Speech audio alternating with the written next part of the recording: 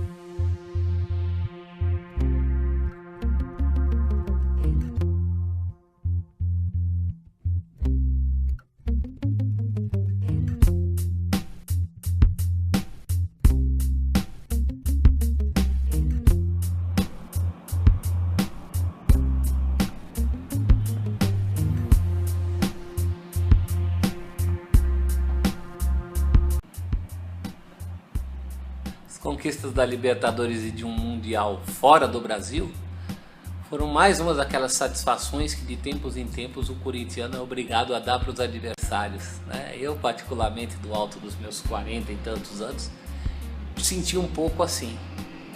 Agora para o meu filho de 10 foi como 77 para mim, uma libertação, né? Uma satisfação que se deu para os outros e também a gente, no sentido de que o Corinthians se tornou ainda maior do que era. O Corinthians não se tornou grande, se tornou ainda maior.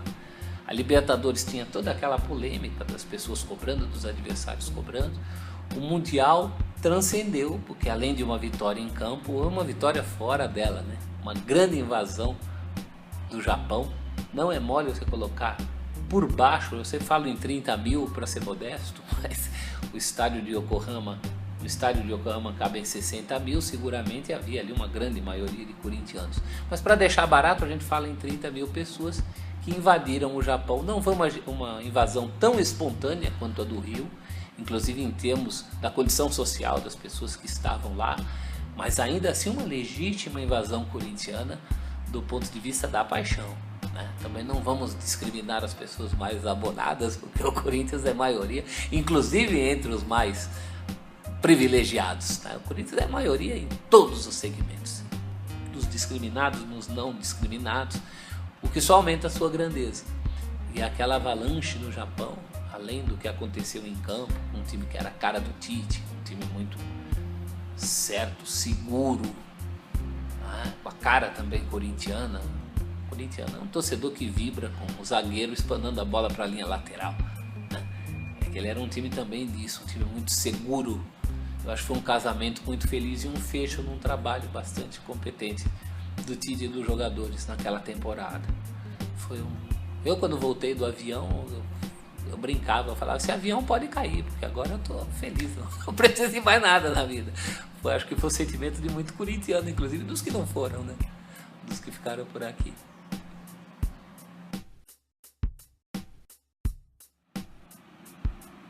Arena Corinthians, né? Só esse nome já é uma coisa meio contraditória. O Corinthians não tem muito a ver com arena, com modernidade, com essas coisas todas. Em todo caso, é um velho sonho meu, pessoal. Primeira vez que eu fui ao Parque São Jorge, levado pelo meu pai, uniformizado, em novembro de 78, foi para ver uma maquete. Uma maquete do que na época se chamava o Corintião, que era o estádio para 200 mil pessoas que o Matheus ia fazer em Itaquera. Um lugar onde até a estação do metrô já se chamava Corinthians antes, porque era a terra prometida. Era lá que a gente ia fazer o tal estádio que tanto esperávamos. Durante muito tempo eu sonhei com aquele estádio, sonhei literalmente. À noite eu sonhava com o estádio lotado e me davam um microfone para falar algumas palavras e eu não conseguia falar nada mais, tremendo e balbuciando, eu só conseguia falar nossa casa, nossa casa, nossa casa. Nossa casa acabou vindo num momento político favorável. Tivemos a oportunidade, a verdade é essa, Getúlio Vargas dizia, não sou oportunista, mas se o cavalo passar encilhado eu monto. O cavalo passou encilhado, era a época de Copa do Mundo, brigas políticas, e o Corinthians aliou-se naquele momento ao mandatário da CBF e conseguiu, enfim, o seu estádio. Talvez não da maneira como o Clube do Povo merecesse, o potencial que o Corinthians tinha de fazer alguma coisa só pelas suas forças, mas de qualquer forma o estádio está aí e eu, particularmente como torcedor, ainda me sinto um peixe fora d'água nele. Brigo muito, luto muito, já fui para vários jogos ali, brigo muito comigo mesmo para me acostumar.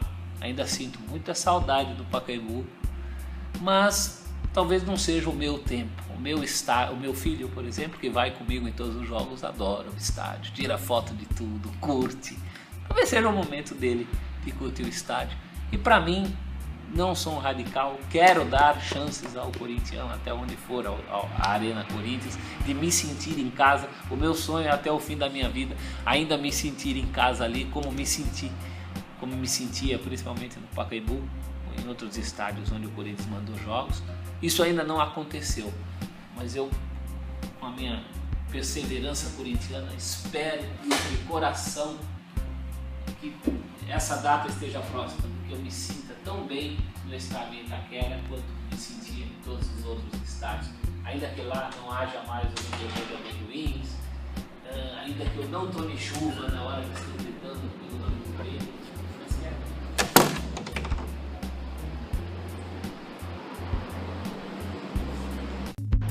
You know what I thought when I was in jail? What fucked me up, what turned me like this, is I was like, no politicians is even getting at us. Even though I represent 5 million fucking shares, and no politicians even checking for it. They're not even sending us nothing, trying to make us, they're not even thinking of it. And in business, you know, if you want to fuck with somebody, you know, you try to, they're not even looking at us like that. That means we ain't a threat. But by the next election, I promise, I'm gonna be sitting across from all the candidates. I bet you. You know how I be making it? I promise you. I'm not even gonna be, I'm gonna be so far from where I am now in 4 years.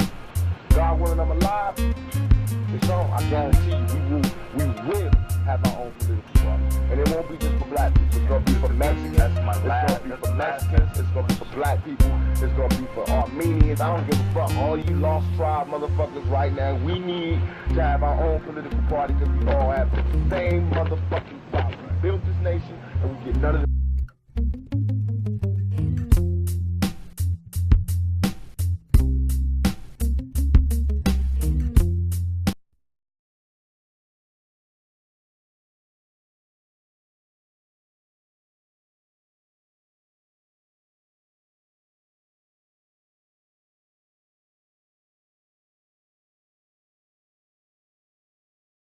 Imagino amanhã corintiano.